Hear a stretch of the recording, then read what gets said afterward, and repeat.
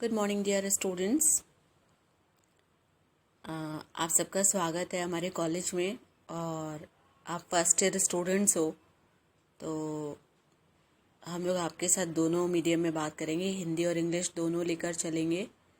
मैं डॉक्टर वंदना पांडे आपके paper fungi के साथ डील करूँगी। और बॉटनी सब्जेक्ट जब आप पढ़ेंगे तो उसमें पेपर फंजाई मैं आपको पढ़ाऊँगी।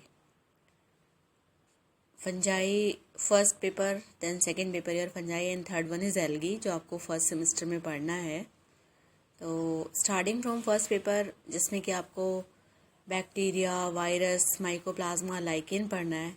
उसके बाद नेक्स्ट पेपर आपका आता है फंजाई, और इसमें हम आपको पूरा डिटेल बताएंगे कि क्या फंगस है, कैसे है, कहाँ से आया, क्या एग्जिस्टेंस है। तो आपने 12th क्लास में कहीं ना कहीं ज़रूर वर्ड फंगस पढ़ा होगा, fungus singular and fungi plural. तो जब आपको फंजाई दिमाग में आती है, कोई आपसे पूछता है कि फंजाई क्या है, तो आपके दिमाग में क्या आता है? क्या आपने कभी फंजाई देखा है अपने अगल बगल? अगर आप थोड़ा सा जोर डालेंगे तो आई एम श्योर कि आपको एक चीज़ तुरंत याद आएगी, और वो है आपकी इस टाइप की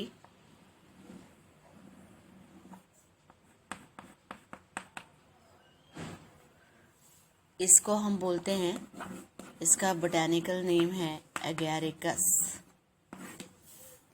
और कॉमनली ये कहलाता है मशरूम।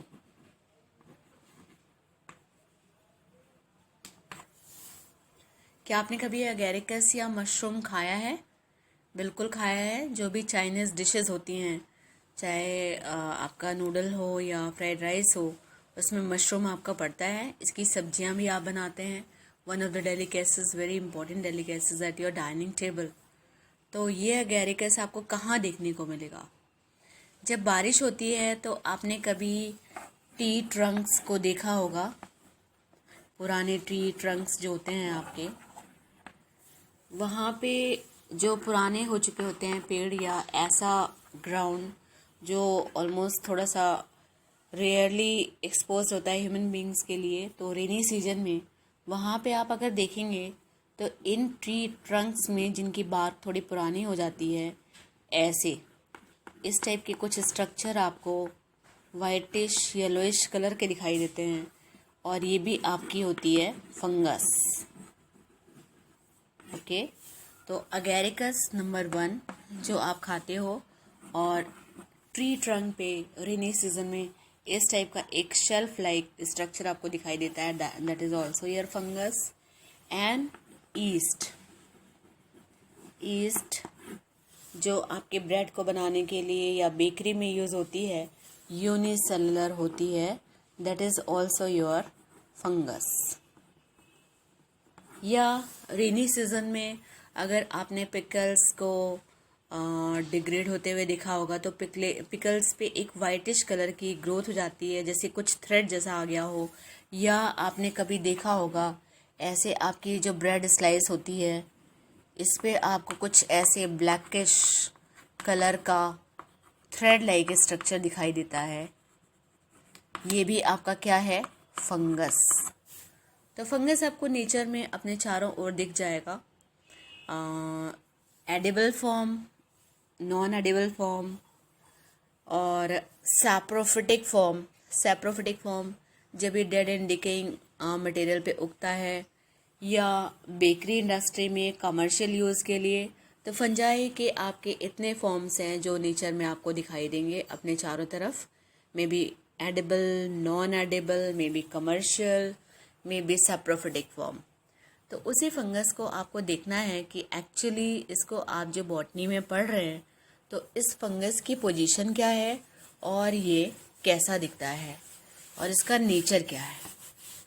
तो आप बॉटनी में, प्लांट किंगडम में बॉटनी में आप पढ़ रहे हो, तो आपको दिमाग में ये आता होगा कि जो प्लांट है या जो भी टाइप ऑफ प्लांट है, that should be green in colour. तो एक्चुअली जो फंगस है ये आपका क्या है? ये है हेट्रोट्रॉफिक।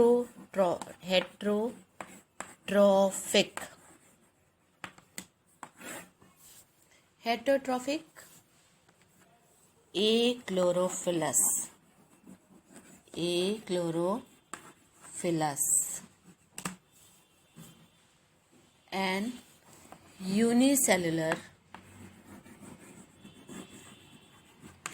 to multicellular मीन्स अगर हम देखें इसका नेचर देखें कि जो प्लांट बॉडी का जो नेचर है, बॉडी कैसी होगी, तो बॉडी इसके केस में प्लांट बॉडी जो आपकी होगी वो होगी heterotrophic achlorophyllous unicellular to multicellular.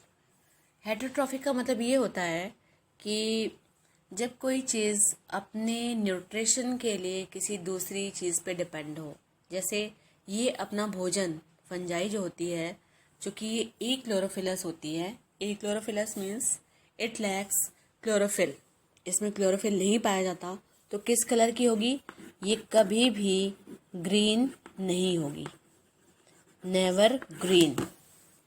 Never green क्यों? Because this is एक्लोरोफिलस।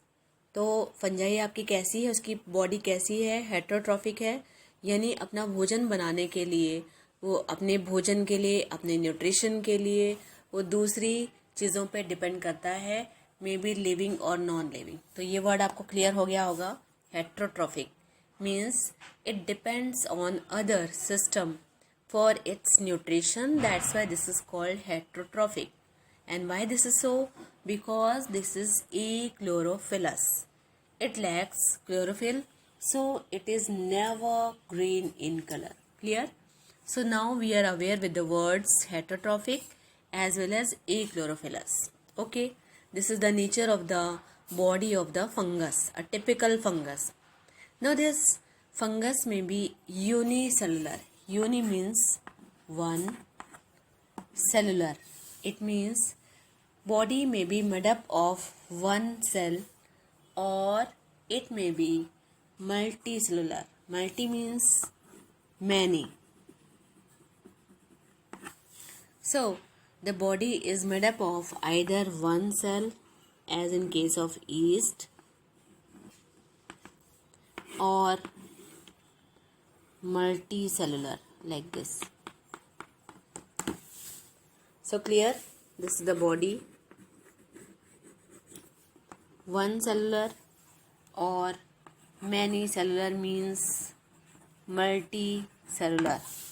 So now we are having the definition of the fungi, that its nature is that this is heterotrophic, achlorophyllus, unicellular to multicellular. Sorry, it means if it is achlorophyllus, it means it will be never green in color in nature. So what is the color? It may be of various color, but basically the plant body may be either creamish, blackish, or some other coloration.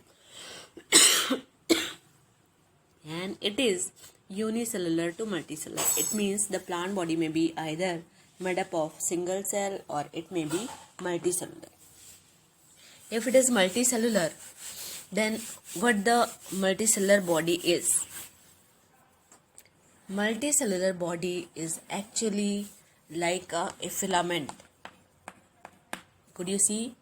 Cell number 1, cell number 2, cell number 3, cell number 4. But all these are the cells. 1, 2, 3, 4. This is the filament.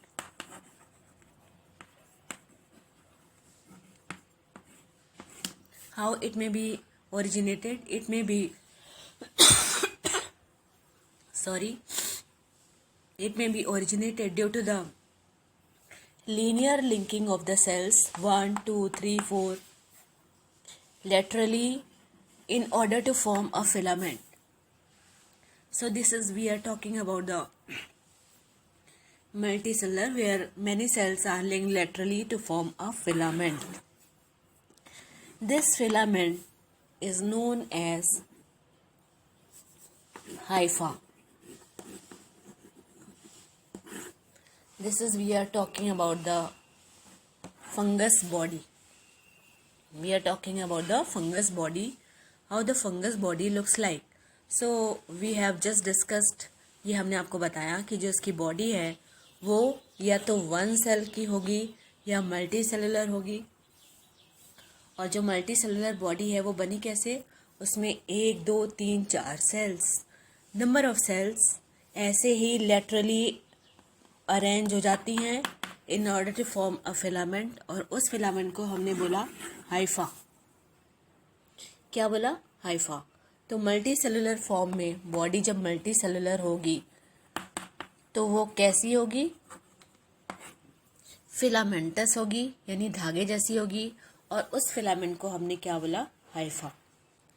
तो क्या एक filament fungus की body बनाती है जो कि आपका mushroom जैसा दिखता है? आपको लगता है कि एक धागा है और जिससे कि आपका मशरूम ऐसा बन गया होगा, इस टाइप का, जिसमें ऊपर ये अम्ब्रेला लाइक स्ट्रक्चर है और नीचे एक स्टॉक है. तो क्या ये पॉसिबल है कि एक फिलामेंट ने आपकी ये बॉडी बनाई होगी? नो, ऐसा नहीं होता है. It means number of filamentous hyphae are required in order to construct the ultimate form of the agaricus.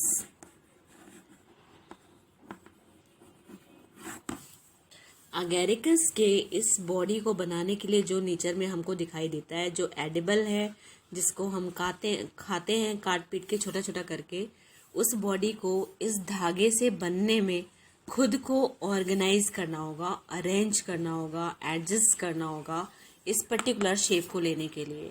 तो क्या हम ये कह सकते हैं कि एक हाइफा से पूरी की पूरी बॉडी बनी? This is not the real case. We need many many hyphae. तो hyphae is singular and if many hyphae are there, if many filaments are there,